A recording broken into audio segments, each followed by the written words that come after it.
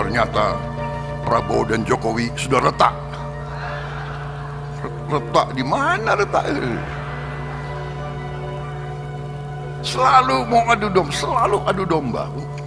Jumpa lagi di Sudut Pandang. Sempat berbeda pandangan, Jokowi mengharap kesetiaan Surya Paloh. Saat menghadiri Kongres 3 Partai Nasdem di Jakarta Convention Center pada Ahad 25 Agustus 2024, Presiden Joko Widodo mengakui pernah berseberangan dengan Ketua Umum Partai Nasdem Surya Paloh saat bertarung di pemilihan Presiden 2024. Jokowi memaklumi perbedaan pandangan merupakan hal yang biasa. Jokowi juga mengungkit hubungan dia dengan Surya Paloh begitu natural. Pernah satu paham meskipun pada akhirnya bingung satu sama lain. Bagaimanapun, Jokowi mengatakan bahwa dia sangat merasa didukung penuh oleh Partai Nasdem selama 10 tahun kepemimpinan. Dalam kesempatan ini, Jokowi sempat curhat ditinggal ramai-ramai. Namun perilaku tersebut ia yakini tidak akan dilakukan oleh Surya Paloh, Ketua Umum Partai Nasdem. Jokowi juga mengklaim bahwa ia memiliki sejarah yang panjang dengan Partai Nasdem. Gubernur Jakarta 2012 hingga 2014 ini mengapresiasi pada akhirnya Nasdem memutuskan untuk bergabung dengan pemerintahan Prabowo Gibran. Prabowo jawab kabar keretakan hubungannya dengan Jokowi. Setelah banyak dinamika yang terjadi, hubungan Prabowo dan Jokowi ikut menjadi sorotan bahkan dikabarkan retak. Menanggapi hal ini, Presiden terpilih Prabowo Subianto menyentil pihak yang menyebarkan isu keretakan hubungannya dengan Presiden Joko Widodo. Prabowo membantah kabar liar itu. Prabowo menyebut isu liar itu adalah upaya untuk mengadu domba. Prabowo menyebut meski terasa jengkel, namun ia tidak mempermasalahkan isu tersebut. Prabowo mengaku tidak mau terpancing dengan adanya isu tersebut. Ia lantas meminta agar tidak ada lagi pihak yang memakai cara adu domba. Selain itu, Prabowo juga menekankan bahwa intel untuk kepentingan bangsa. Dia meminta agar intel sebagai alat negara jangan digunakan untuk mengawasi lawan politik. Megawati jilat ludah sendiri, Anies tak harus jadi kader untuk maju Pilkada Jakarta. Ketua DPP Partai Demokrasi Indonesia Perjuangan PDIP Ahmad Basarah menyebut ada peluang bagi Anies Baswedan diusung di Pilkada DKI Jakarta 2024 tanpa harus menjadi kader PDIP. Sebab pengusungan di Pilkada tidak melulu menggunakan tolok ukur kader. PDIP juga terbuka untuk meminta jatah cawagup bila mengusung Anies. Terlepas dari itu, PDIP menekankan Anies harus berkomitmen bila kerjasama politik akan dibangun. Hal yang sama juga disampaikan oleh Sekjen PDIP Hasto Kristianto yang mengatakan bahwa identitas kader partainya bisa juga dilihat dari komitmen pada sejumlah hal, terutama komitmen keberpihakan pada wong cilik dan kedaulatan rakyat.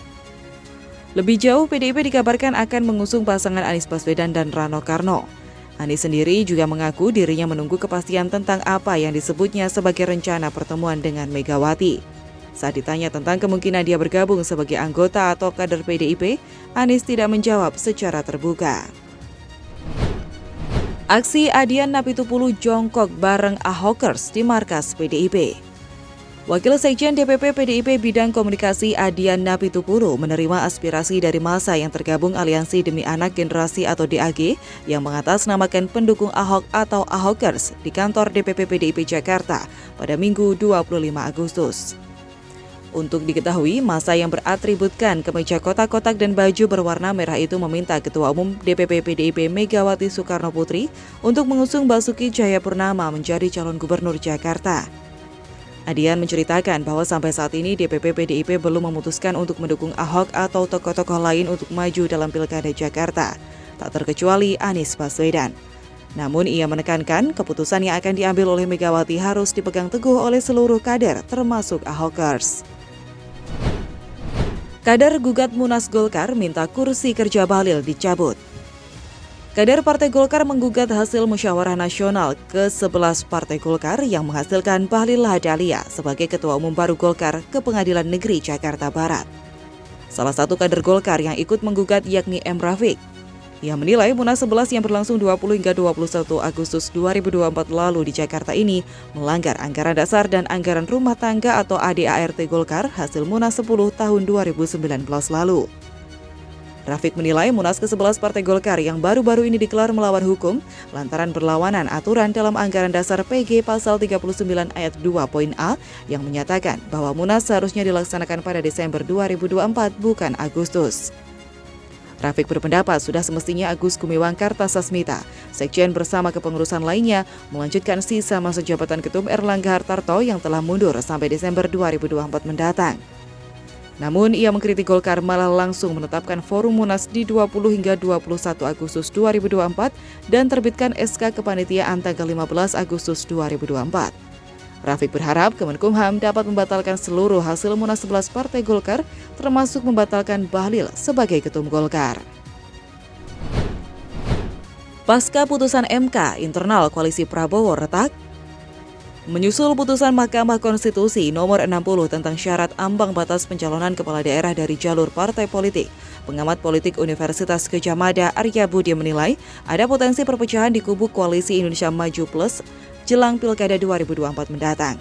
Pasalnya, menurut pandangannya beberapa partai KIM pada akhirnya tergoda untuk punya calon sendiri.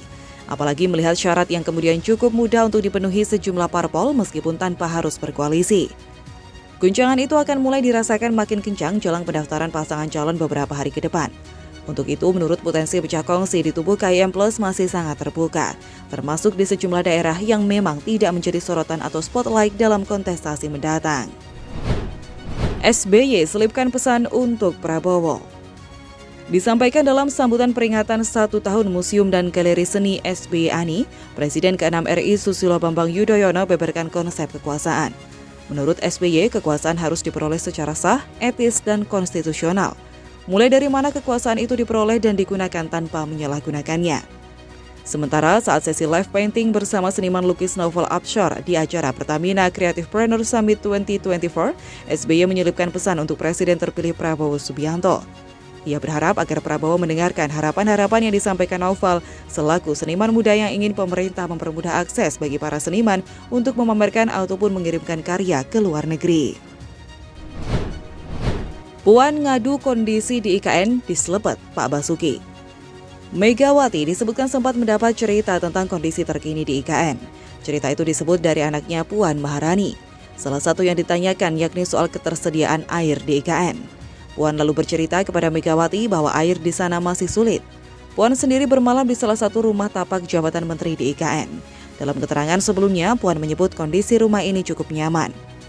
Mengomentari isu kekurangan air di IKN selama pelaksanaan upacara HUT ke-79 RI, Menteri PUPR Basuki Hadi Mulyono memastikan kondisi air di IKN tidak bermasalah selama dia menetap selama seminggu. Basuki juga membantah kondisi air keran atau tap water di IKN tidak layak minum, sehingga menyebabkan masalah pencernaan para tamu undangan upacara.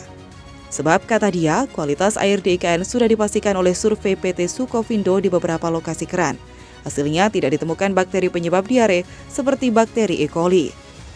Ketua Satgas Pelaksanaan Pembangunan Infrastruktur IKN, Danis H. Sumadilaga, juga memastikan kualitas air minum di IKN bebas bakteri penyebab diare.